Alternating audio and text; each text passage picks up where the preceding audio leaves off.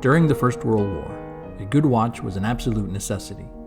But the old-style pocket watch that had dominated fashion up until 1914 were ill-adapted to the demands of this new type of warfare.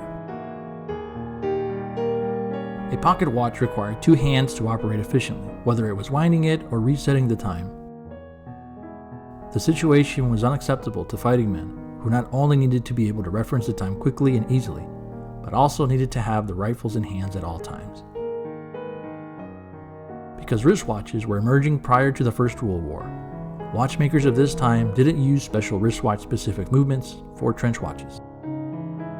Instead, they adapted existing pocket watch movements and simply implanted them in wristwatch cases. The demands of trench warfare meant that soldiers needed to protect their watches while entering and exiting the trench. What some now call shrapnel guards would come in a hinged case, and while it obscured the numerals in some fashion, that was designed to protect the crystal. The symmetry and design of the shrapnel guard is a detail that set trench watches apart from other watches of the day.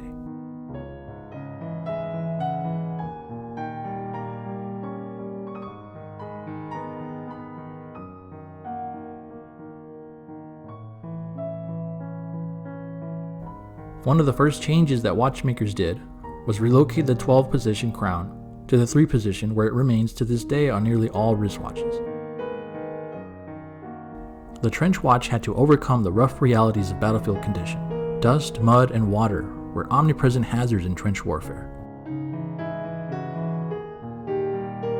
As a result, many watchmakers dedicated their resources to making their watches dust-proof and anti-moisture resistant. Careful synchronization between artillery and infantry to advance demanded accurate timepieces for soldiers to coordinate these moves.